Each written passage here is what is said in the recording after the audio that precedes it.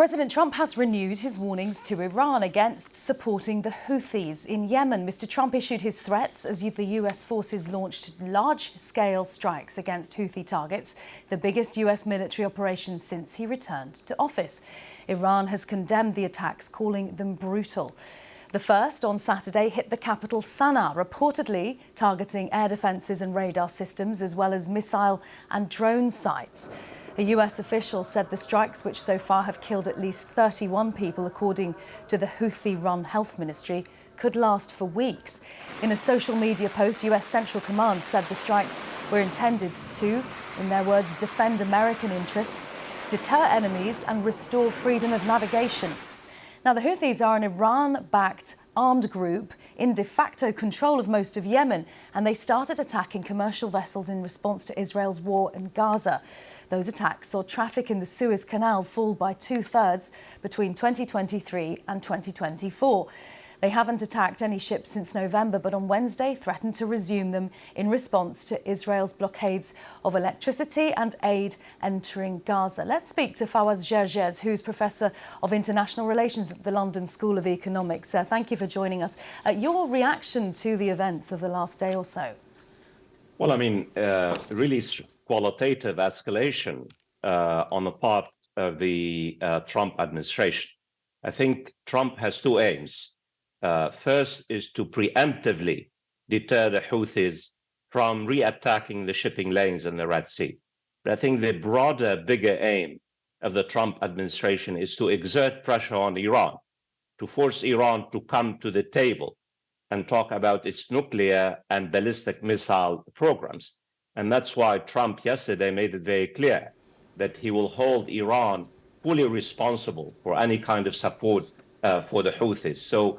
And this is not just about today's attacks on the Houthis. There are multiple reports that the Trump administration will continue to attack the Houthis and try to destroy whatever military capacity they have. What we know in the past 17 months is that his predecessor, President Biden, carried out multiple attacks, multiple times against the Houthis, and it failed to deter the Houthis because it's an asymmetrical warfare. So we have to wait and see whether the new strategy by the Trump administration will be more effective than the Biden's administration strategy. And you say that the Trump administration is keen for Iran to return to the negotiating table over its nuclear program. Given that the Houthis are directed largely by Iran and that Iran's other proxy, Hezbollah, has been so weakened in Lebanon, what do you think the chances of that are? Well, I think my reading, and remember, we are speculating that Iran does not really want to get militarily engaged with the United States or with Israel. Iran is in a waiting mode. It does not really want to fall into the trap of either Israeli Prime Minister Benjamin Netanyahu or the hardliners within the Trump administration who really would like to destroy Iran's nuclear program.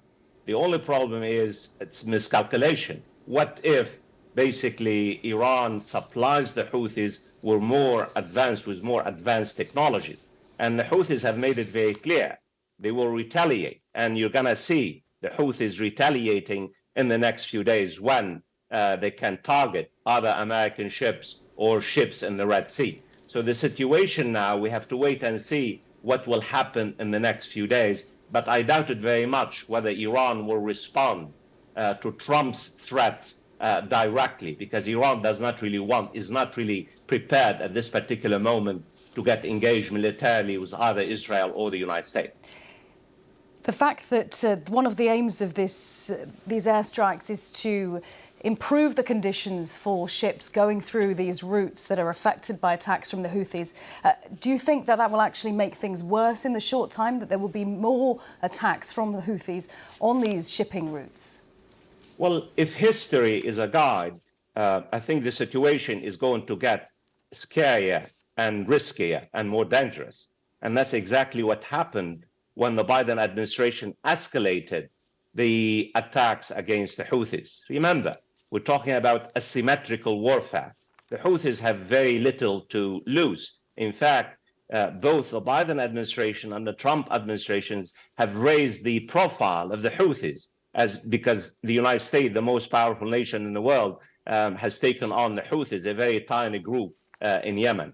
But the reality is, without really ending the war in Gaza, because the Houthis have stopped attacking the shipping lanes after the ceasefire in Gaza. Now, with Israel's blockade of Gaza, the Houthis have threatened to attack the shipping lanes, even though they have not done so. What I worry about is that the Trump administration escalating its response. There are multiple reports coming from Washington saying that some elements of the Trump administration would like to become more militarily engaged and try for regime change in Yemen.